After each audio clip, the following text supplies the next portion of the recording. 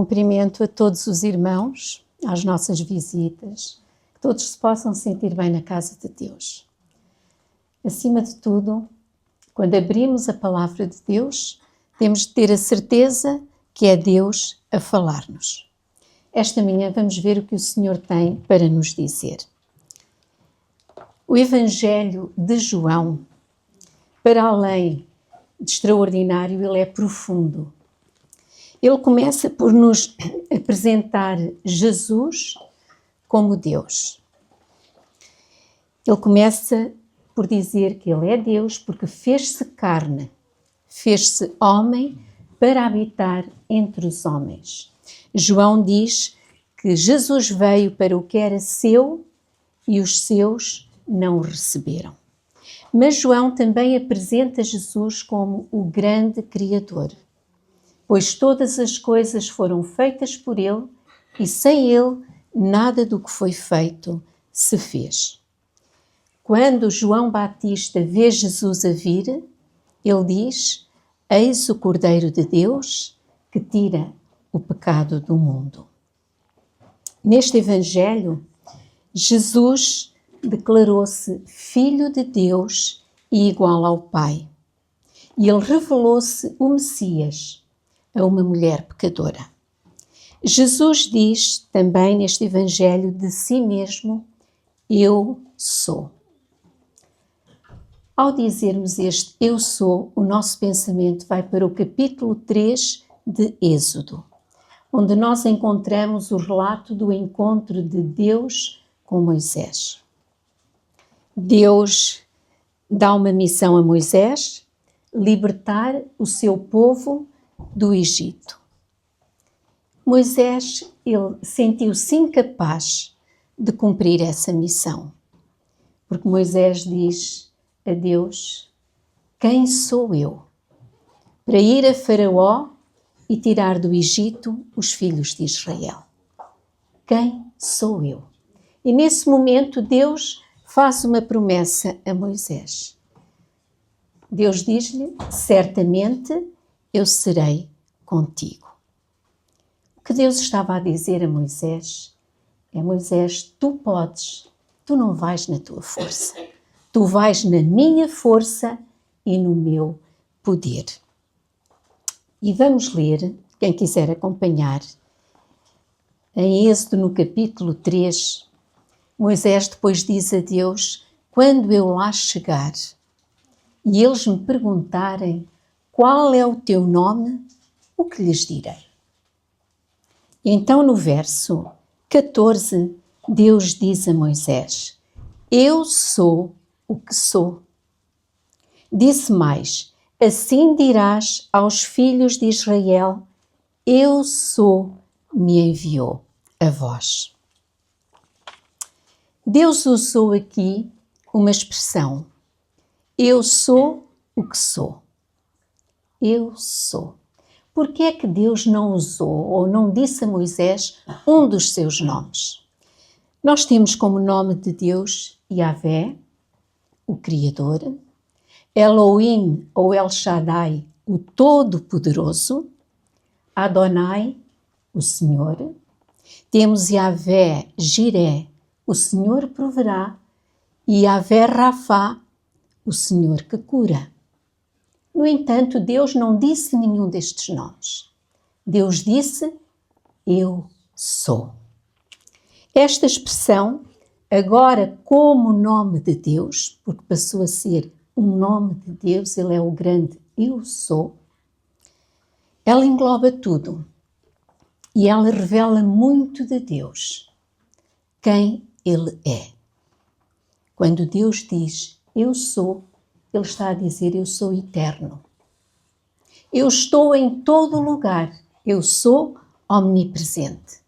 Eu tenho toda a sabedoria. Eu sou omnisciente. E eu tenho todo o poder. Eu sou omnipotente. Mas Deus também diz: eu sou santo, justo, misericordioso, paciente, perdoador. Eu sou amor. É o que Deus nos diz. E este eu sou aparece agora nas páginas do Evangelho de João, quando Jesus esteve nesta terra e ele disse de si mesmo: Eu sou. Eu sou, está Jesus a dizer, tudo aquilo que tu precisas. Tens fome e sede espiritual? Eu sou o pão que desceu do céu. Eu sou o pão da vida e a água viva. Vives num mundo de trevas? Eu sou a luz do mundo. Quem me segue não andará em trevas, mas terá a luz da vida. Precisas de um abrigo de segurança? Eu sou a porta. Eu sou a porta das ovelhas. Precisas de proteção, de guia, de consolo? Eu sou o bom pastor. Sentes-te perdido? Eu sou o caminho. Sentes-te enganado? Eu sou a verdade. Queres dar frutos? Só se estiveres ligado a mim, diz Jesus, porque eu sou a videira e tu és a vara. E no capítulo 15 deste Evangelho de João, Jesus diz no verso 5: Quem está em mim e eu nele.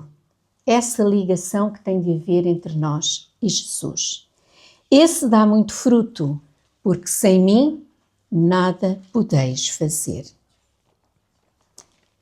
Quem crê em mim, diz Jesus, ainda que esteja morto, viverá, porque eu sou a ressurreição e a vida. No fundo, diz Jesus, eu sou a resposta a todas as tuas necessidades, diz-nos ele esta manhã. Neste Evangelho de João, no capítulo 16 e no verso 32, quem me quiser acompanhar, entre as muitas instruções dadas por Jesus aos seus discípulos antes dele ser preso, Jesus diz: Eis que chega a hora e já se aproxima, em que vós sereis dispersos, cada um para a sua parte, e me deixareis só. Mas não estou só, porque o Pai está comigo. Tenho-vos dito isto para que em mim tenhais paz.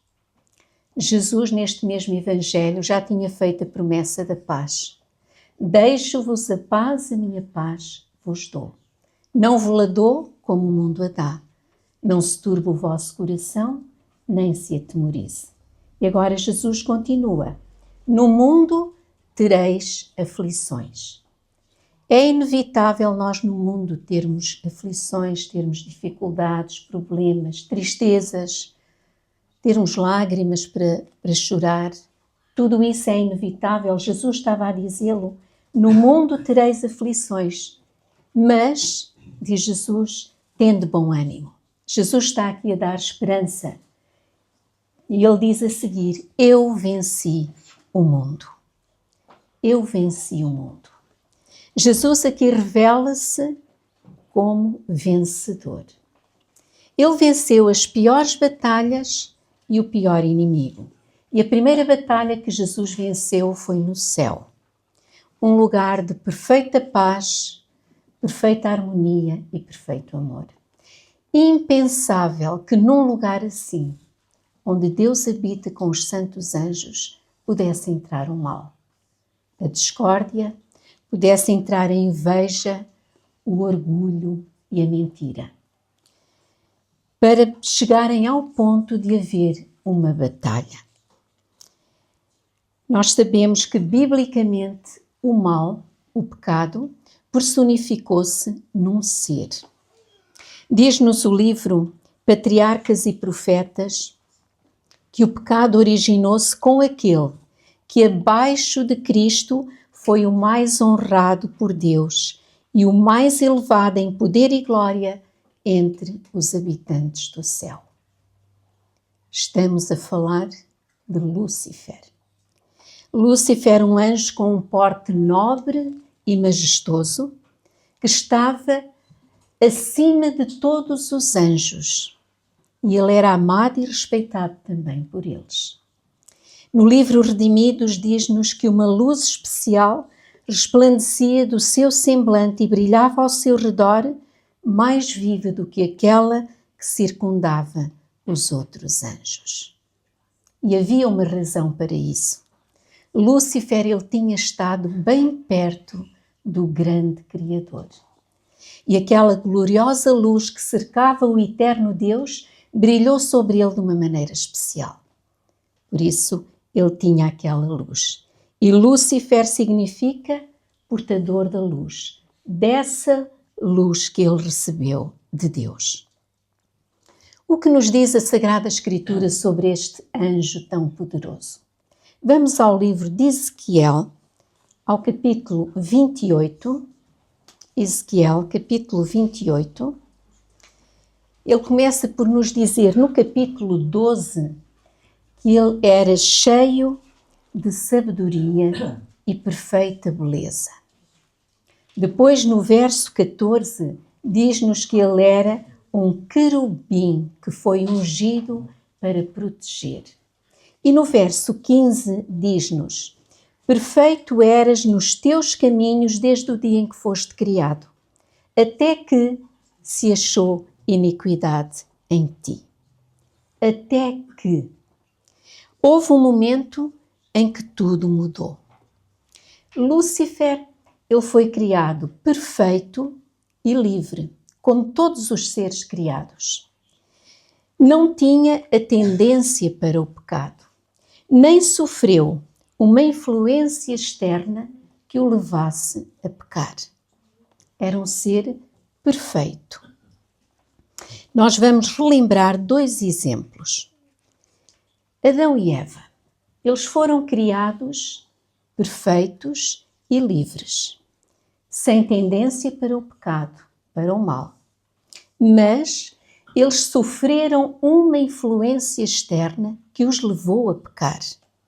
E a influência externa para Eva foi a serpente. Para Adão foi a própria Eva. Depois temos os anjos, aqueles que foram expulsos do céu. Eles foram criados também perfeitos e livres, sem tendência para o mal, para o pecado. No entanto, eles sofreram uma influência externa que os levou a pecar.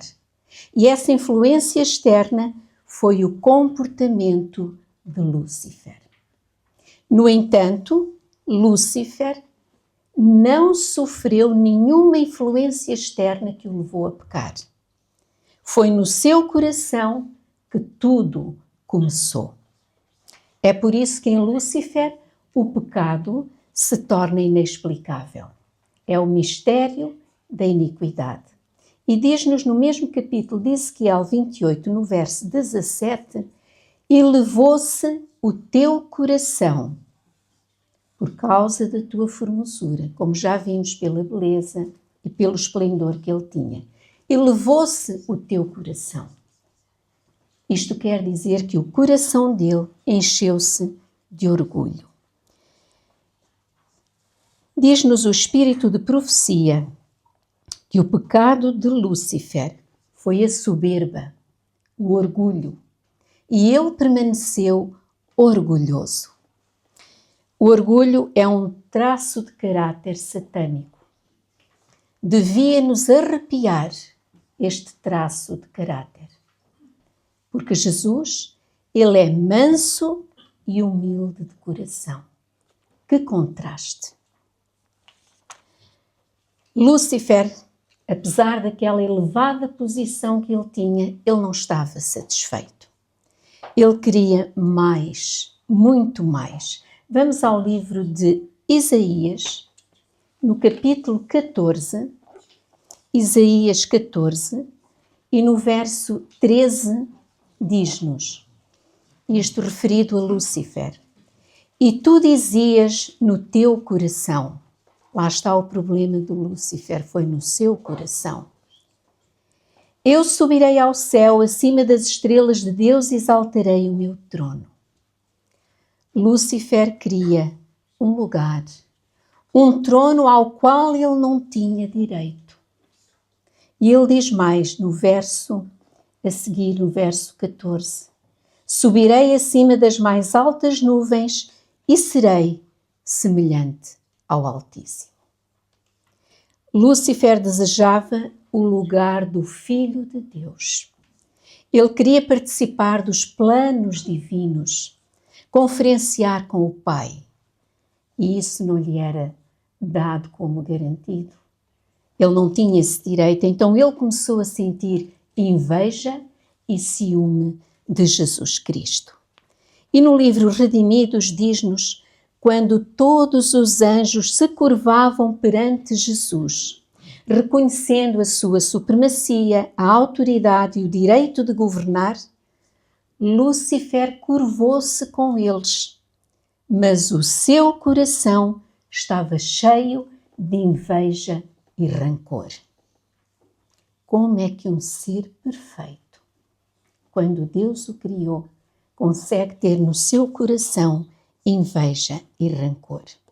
E ele declarou que nunca mais se prostraria para adorar o Filho de Deus. Ele não só se revoltou contra o Altíssimo, como ele conseguiu arrastar consigo uma multidão de anjos. Lúcifer, ele foi bem-sucedido no seu esforço para incitar à rebelião. 1/3 dos anjos no céu ficou do lado do inimigo de Deus. Isto foi um espanto para os anjos que eram leais e fiéis a Deus. Quando ele conseguiu arrastar e enganar 1/3 dos anjos no céu, com que facilidade ele não engana o ser humano. Os anjos, eles eram seres perfeitos, poderosos e sem pecado. Nós, seres humanos, somos seres imperfeitos, frágeis e somos pecadores. Uma das suas armas, das armas que ele usou, essa arma foi lançada e continua a ser, foi a dúvida. Lúcifer lançou dúvidas quanto ao caráter de Deus. O que ele faz de desprezível e mau, sabemos que ele coloca isso como sendo Deus a fazer. Cada anjo no céu, ele teve de tomar uma decisão. Isso foi-lhe pedido por Deus. Tiveram de escolher de que lado queriam ficar. Se do lado de Jesus Cristo, se do lado de Lúcifer. E essa escolha foi manifestada a todos os anjos no céu. Cada um escolhia, mas tinha que dizer de que lado iria ficar. Então Deus diz a Lúcifer que ele tinha provado ser indigno de estar no céu, de ter um lugar no céu. Lúcifer então apontou para os seus simpatizantes, diz-nos o Espírito de Profecia, e com grande prazer ele disse a Deus: estes estão comigo. Ele fez uma pergunta a Deus.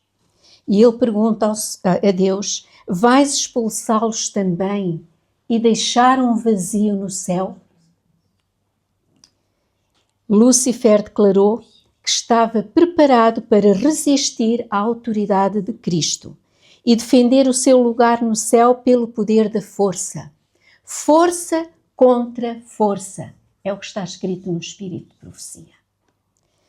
Ele desafiou Deus. Ele desejava lutar com Jesus Cristo. Que loucura! A criatura querer lutar, medir forças com o Criador. Os anjos leais, quando viram esta atitude e ouviram as palavras dele, choraram ao ouvir tudo isto. Mas o inimigo tornou-se ainda mais ousado na sua rebelião e ele expressou o seu desprezo pela lei de Deus. Diz-nos no livro Redimidos, a lei ele não a podia suportar. Lúcifer declarou que os anjos não precisavam de lei, mas deviam ser livres para seguir a sua própria vontade, que a condição dos anjos necessitava era de aperfeiçoamento. Um ser criado querer aperfeiçoar o que era perfeito, o que saiu tão perfeito das mãos de Deus. E continua a dizer-nos a serva do Senhor, um dos seus grandes objetivos era abolir a lei. A lei de Deus é tão sagrada como Ele próprio e Deus requer implícita obediência de todos no céu e na terra. Hoje, Satanás também coloca no coração do ser humano o desrespeito e o desprezo pela lei de Deus. Por isso é que nós vemos a lei de Deus ser espezinhada pelo ser humano. Através do apóstolo Paulo, nas Sagradas Escrituras, em Romanos, diz-nos que a lei é santa, o mandamento é santo, justo e bom. E o salmista diz-nos que a lei do Senhor é perfeita e refrigera a alma. Assim é o nosso Deus. O nosso Deus é santo, justo, bom e perfeito. A lei do Senhor jamais será abolida. Ela permanecerá por toda a eternidade. No livro Primeiros Escritos, diz-nos Ellen White, eu vi que o sábado como mandamento está no centro da lei de Deus. E ela diz, eu vi que o sábado nunca será anulado.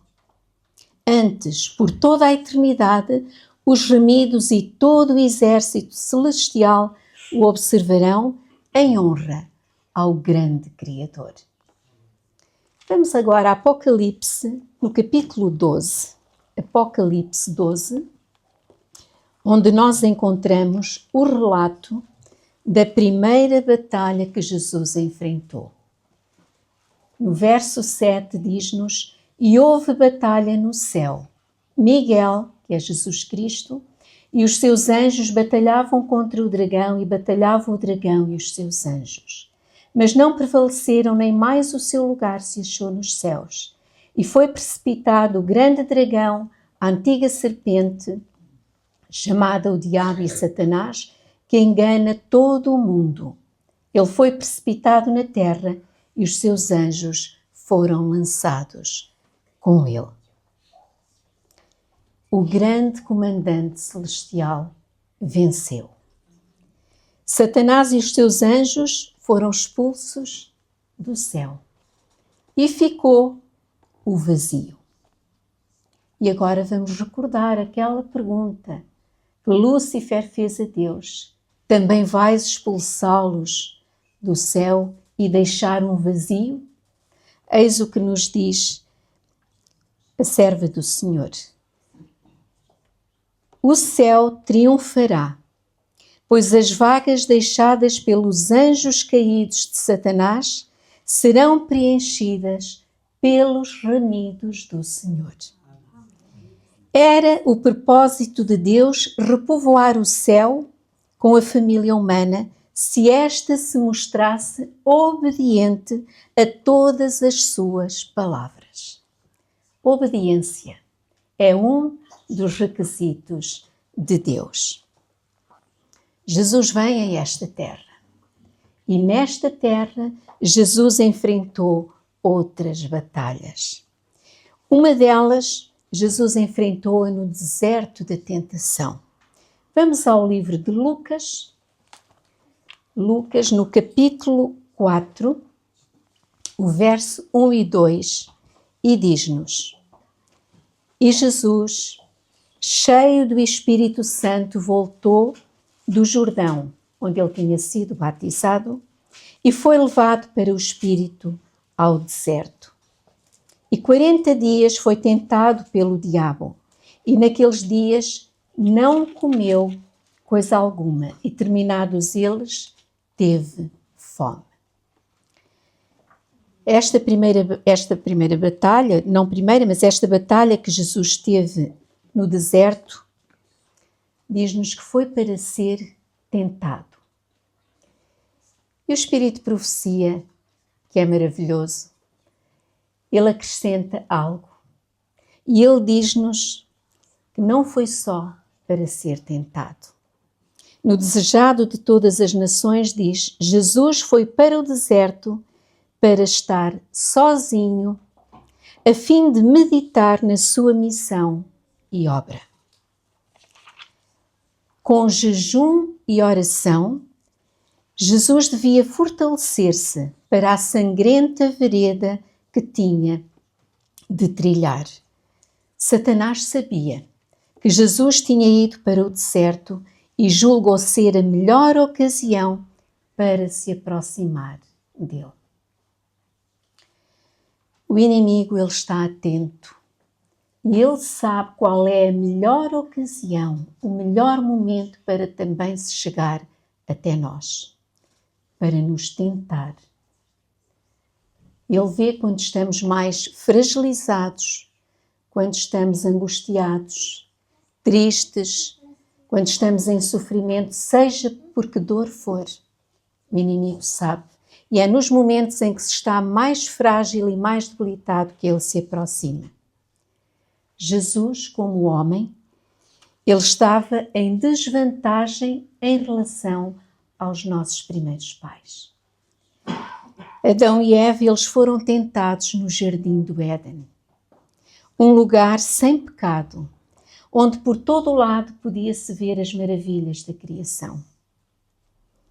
Ali, no jardim do Éden, respirava-se paz, felicidade, amor, havia harmonia. Ainda assim, eles fracassaram. No meio daquele ambiente, eles caíram na tentação. Jesus foi tentado na solidão do deserto, naquela aridez. Jesus estava neste mundo de pecado, estava enfraquecido, estava com fome e estava a sofrer. E apesar de tudo, Jesus venceu. Ele venceu as 3 tentações de que ele foi alvo.